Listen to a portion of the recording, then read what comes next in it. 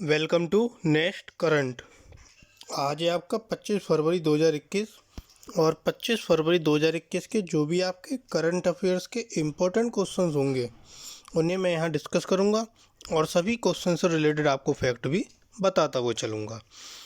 अगर आपने अभी तक हमारे चैनल को सब्सक्राइब नहीं किया है, आपको वीडियो के नीचे सब्सक्राइब बटन मिलेगा, आप वहां से चैनल को सब्सक्राइब कीजिए और साथ ही आपको डिस्क्रिप्शन बॉक्स में भी सब्सक्रिप्शन का लिंक दिया गया है, आप वहां से भी चैनल को सब्सक्राइब कर सकते हैं और साथ ही नोटिफिकेशन बेल को भी प्रेस करें ताकि आपको सभी वीडियो की अपडेट सबसे पहले मिले। तो चलिए शुरू करते हैं आज का अपना फर्स्ट क्वेश्चन। केंद्रीय उत्पाद शुल्क दिवस कब मनाया जाता है? तो आपका केंद्रीय उत्पाद शुल्क दिवस 24 फरवरी को मनाया जाता है। ऑप्शन ए सही होता है इसका, 24 फरवरी। भारत में केंद्रीय अप्रत्यक्ष कर और सीमा शुल्क, जिसको CBIC बोलते हैं, भारत में सीमा शुल्क, वास्तु और सेवा कर जो कि GST है, केंद्रीय उत्पाद शुल्क, सेवा कर और नारकोटिक्स के संचालन के लिए जिम्मेदार है। सीमा शुल्क कानूनों को संचालित करने के लिए सीमा शुल्क और केंद्रीय उत्पाद शुल्क या केंद्रीय GST विभाग की स्थापना की गई थी। नेक्स्ट क्वेश्चन, हाल ही में किस सरकार ने बड़े होटलों को उद्योग का दर्जा देने का फैसला किया है? तो बड़े होटलों को उद्योग का दर्जा देने का फैसला कर्नाटक सरकार ने किया है। ऑप्शन बी, कर्नाटक सरकार। कोविड द्वारा प्रभावित आतिथ्य क्षेत्र की मदद करने के लिए कर्नाटक सरकार ने बड़े होटलों को उद्योग का दर्जा देने का फैसला किया। इस फैसले से पर्यटन क्षेत्र को भी बढ़ावा मिलेगा, हालांकि जो छोटे होटल हैं उनको टैग नहीं मिलेगा। इस निर्णय से होटल बिजली दरों, संपत्ति कर, मौजूदा ऋणों की पुनर्वित्ति, परेशानी मुक्त ऋण आदि में लाभ प्राप्त कर सकेंगे। अब यह जो फैसला है वो कर्नाटक सरकार ने किया है और कर्नाटक की राजधानी आपकी बेंगलुरु। कर्नाटक के मुख्यमंत्री BS येदियुरप्पा, कर्नाटक के राज्यपाल वाजुभाई रूदाभाई वाला। कर्नाटक में कुल जिलों की संख्या 31, कर्नाटक की लोकसभा सीटें 27 और राज्यसभा सीटें आपकी 12। नेक्स्ट क्वेश्चन, हाल ही में किस जिले को प्रधानमंत्री किसान राष्ट्रीय पुरस्कार के लिए चुना गया है? तो प्रधानमंत्री किसान राष्ट्रीय पुरस्कार के लिए कौन सा जिला चुना गया? Option C, Anantapuram. अनंतपुरम जो जिला है ये आंध्र प्रदेश में है, जिसको प्रधानमंत्री किसान राष्ट्रीय पुरस्कार के लिए चुना गया है। इसे प्रधानमंत्री किसान सम्मान निधि के तहत लाभार्थियों के 99.6% भौतिक सत्यापन के रूप में चुना गया था। जिला कलेक्टर गंधम चंद्रुडू को 24 फरवरी को नई दिल्ली में पुरस्कार प्रदान किया गया और जिले में कुल 5,76,972 लाभार्थी हैं। अब यह पुरस्कार जो था आंध्र प्रदेश के अनंतपुरम जिले को मिला है। तो आंध्र प्रदेश के बारे में पढ़ते हैं। आंध्र प्रदेश की राजधानी अमरावती। आंध्र प्रदेश के मुख्यमंत्री YS Jaganmohan Reddy.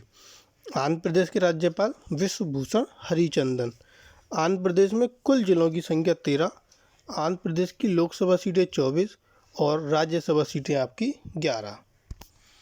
Next question, युवा Bharat the heroes of today नामक पुस्तक के लेखक कौन है? तो युवा Bharat the heroes of today जो पुस्तक है वो देवीर सिंह भंडारी ने लिखी है। Option D, Devir Singh Bhandari. इसे ब्लूम्सबरी द्वारा प्रकाशित किया गया है और फिल्म निर्माता उद्यमी देवीर सिंह भंडारी द्वारा लिखा गया है। पुस्तक में 60 से अधिक प्रख्यात युवा व्यक्तियों की यात्रा का वर्णन है। पुस्तक में अभिनेता राजकुमार राव, खेल मंत्री किरेन रिजिजू, ओलंपिक स्वर्ण पदक विजेता अभिनव बिंद्रा, त्रिपुरा के मुख्यमंत्री विप्लव देव आदि की यात्रा शामिल है। नेक्स्ट क्वेश्चन, हाल ही में किस राज्य में पहली बार विधानसभा के अंदर राष्ट्रीय गान बजाया गया? तो विधानसभा के अंदर राष्ट्रीय गान किस राज्य में बजाया गया? Option B, Nagaland. नागालैंड को जो राज्य का दर्जा था वो 1 दिसंबर 1963 में प्राप्त हुआ था और लगभग 58 साल के बाद विधानसभा के अंदर पहली बार राष्ट्रगान बजाया गया। 12 फरवरी को राज्यपाल RN रवि के संबोधन के पहले और बाद में राष्ट्रगान बजाया गया जब विधानसभा का बजट सत्र शुरू हुआ और यह संघ का 16वां राज्य बना था। अब नागालैंड में बजाया गया, तो नागालैंड के बारे में पढ़ते हैं। नागालैंड की राजधानी कोहिमा। नागालैंड के मुख्यमंत्री नेफ्यू रियो। नागालैंड के राज्यपाल RN रवि। नागालैंड में कुल जिलों की संख्या 12। नागालैंड की लोकसभा सीटें 1 और राज्यसभा सीटें 1। नेक्स्ट क्वेश्चन, हाल ही में एक अध्यादेश कहाँ पारित किया गया? तो हाल ही में अध्यादेश पारित किया गया, वो कहाँ पारित किया गया? Option C, Jharkhand. झारखंड में अध्यादेश पारित किया गया। झारखंड नहीं, उत्तराखंड। Option C, Uttarakhand. यह अध्यादेश महिलाओं को उनके पति की पैतृक संपत्ति में सह स्वामित्व अधिकार देता है। अध्यादेश का जो उद्देश्य है, उन महिलाओं को सुविधा प्रदान करना जो अपने पति या पिता के स्वामित्व वाले कृषि क्षेत्रों में काम कर रही हैं, खासकर राज्य के पहाड़ी इलाकों में। उत्तराखंड जमींदारी उन्मूलन और भूमि सुधार अधिनियम में संशोधन करके उन्हें भूमि के स्वामित्व की सुविधा मिलेगी। अब यह अध्यादेश आपका उत्तराखंड में पारित हुआ है, तो उत्तराखंड के बारे में पढ़ते हैं। उत्तराखंड की राजधानी देहरादून। उत्तराखंड के मुख्यमंत्री त्रिवेंद्र सिंह रावत। उत्तराखंड के राज्यपाल बेबी रानी मौर्य। उत्तराखंड में कुल जिलों की संख्या 13। उत्तराखंड की लोकसभा सीटें 5 और राज्यसभा सीटें आपकी 3। नेक्स्ट क्वेश्चन, हाल ही में किसने अनिल कुमार झा को अपना अध्यक्ष नियुक्त किया है? तो अनिल कुमार झा को अपना अध्यक्ष किसने नियुक्त किया? Option D, Jindal power limited. Jindal power limited ने अनिल कुमार झा को अपना अध्यक्ष नियुक्त किया है। जो अनिल कुमार झा हैं, ये कोल इंडिया लिमिटेड के पूर्व अध्यक्ष हैं और Jindal power limited steel maker Jindal steel and power limited की एक सहायक कंपनी है।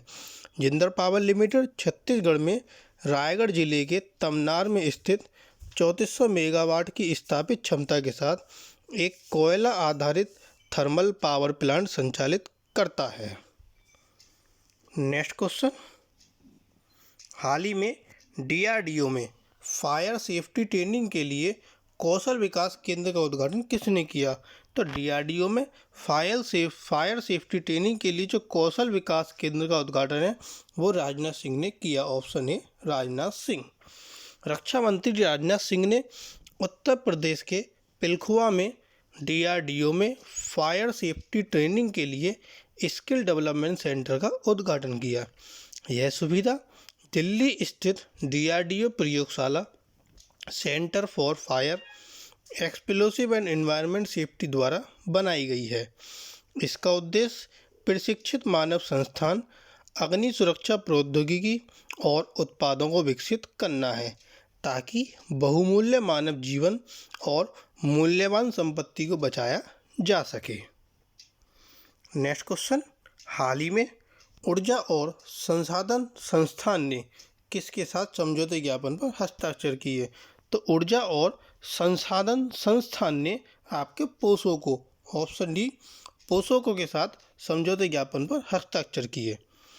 ऊर्जा और संसाधन संस्थान ने घरेलू बिजली क्षेत्र में अनुसंधान को प्रोत्साहित करने के लिए power system operation corporation, POSOCO की फुल फॉर्म है पावर सिस्टम ऑपरेशन कॉरपोरेशन, के साथ समझौते ज्ञापन पर हस्ताक्षर किए हैं। दोनों ने सहयोग के माध्यम से ज्ञान साझा करने और क्षमता निर्माण के लिए अनुसंधान उद्योग संपर्क को मजबूत करने और भारतीय बिजली क्षेत्र से संबंधित मुद्दों पर अनुसंधान को प्रोत्साहित करने के लिए एक साथ कार्य करने पर सहमति व्यक्त की है। KVS बावा पोसोको लिमिटेड के अध्यक्ष और प्रबंध निदेशक हैं। नेक्स्ट क्वेश्चन, हाल ही में किस राज्य को तीसरे अंतर्राष्ट्रीय हवाई अड्डे का लाइसेंस प्राप्त हुआ? तो तीसरा अंतर्राष्ट्रीय हवाई अड्डे का लाइसेंस आपका उत्तर प्रदेश राज्य को प्राप्त हुआ। Option D, Uttar Pradesh. कुशीनगर हवाई अड्डे को 23 फरवरी को उत्तर प्रदेश का तीसरा लाइसेंस प्राप्त अंतर्राष्ट्रीय हवाई अड्डे के लिए DGCA से आवश्यक मंजूरी मिल गई। हवाई अड्डा कई बौद्ध सांस्कृतिक स्थलों जैसे कि श्रावस्ती, कपिलवस्तु और लुम्बिनी के आसपास के क्षेत्र में स्थित है। जून 2020 में केंद्र ने कुशीनगर हवाई अड्डे को अंतर्राष्ट्रीय स्तर पर उन्नत करने की स्वीकृति दी थी।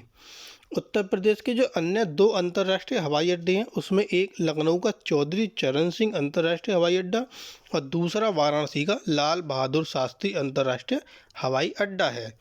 अब यह मंजूरी उत्तर प्रदेश को मिली है, तो उत्तर प्रदेश की राजधानी लखनऊ। उत्तर प्रदेश के मुख्यमंत्री योगी आदित्यनाथ, उत्तर प्रदेश की राज्यपाल आनंदीबेन पटेल। उत्तर प्रदेश में कुल जिलों की संख्या 75, उत्तर प्रदेश की लोकसभा सीटें 80 और राज्यसभा सीटें 31। नेक्स्ट, हाल ही में यूपीएससी ने लद्दाख के उम्मीदवारों के लिए किस जगह नया केंद्र खोला है? तो यूपीएससी ने लद्दाख के उम्मीदवारों के लिए लेह में नया केंद्र खोला है। Option A Leh. लेह में सिविल सेवा परीक्षा के लिए केंद्र खोला गया। प्रारंभिक परीक्षा 27 जून 2021 को आयोजित की जाएगी। सिविल सर्विस के लिए प्रारंभिक परीक्षा आयोजित करने वाला लेह देश का 73वां केंद्र होगा। लेह उपायुक्त लेह केंद्र के लिए समन्वयक पर्यवेक्षक होंगे। नेक्स्ट क्वेश्चन, हाल ही में किसने संयुक्त राष्ट्र सुरक्षा परिषद की खुली बहस को संबोधित किया? तो संयुक्त राष्ट्र सुरक्षा परिषद की जो खुली बहस है इसको प्रकाश जावड़ेकर ने संबोधित किया। Option B, Prakash Javadekar. केंद्रीय पर्यावरण और वन और जलवायु परिवर्तन मंत्री प्रकाश जावड़ेकर ने 23 फरवरी को संयुक्त राष्ट्र सुरक्षा परिषद की खुली बहस को संबोधित किया। यह जलवायु और सुरक्षा, अंतर्राष्ट्रीय शांति और सुरक्षा के रखरखाव विषय पर आयोजित की गई थी।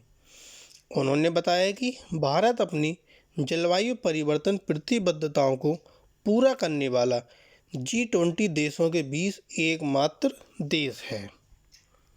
नेक्स्ट क्वेश्चन, हाल ही में किस देश के सर्वोच्च न्यायालय ने भंग किए गए हाउस ऑफ रिप्रेजेंटेटिव्स को बहाल कर दिया?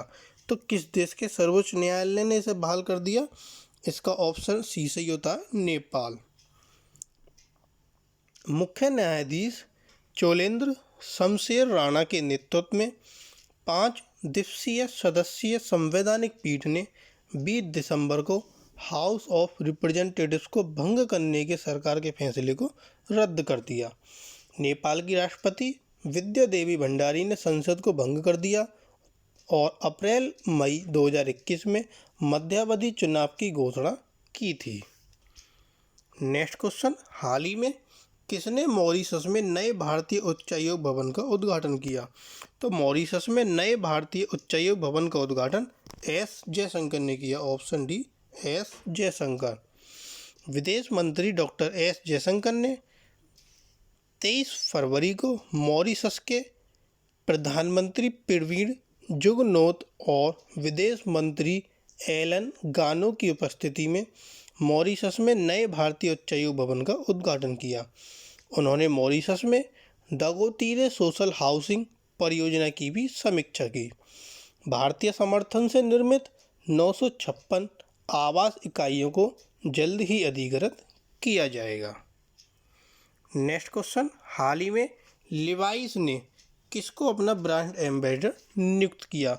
तो लिवाइस ने दीपिका पादुकोण को, ऑप्शन ए, दीपिका पादुकोण को अपना ब्रांड एम्बेसडर नियुक्त किया।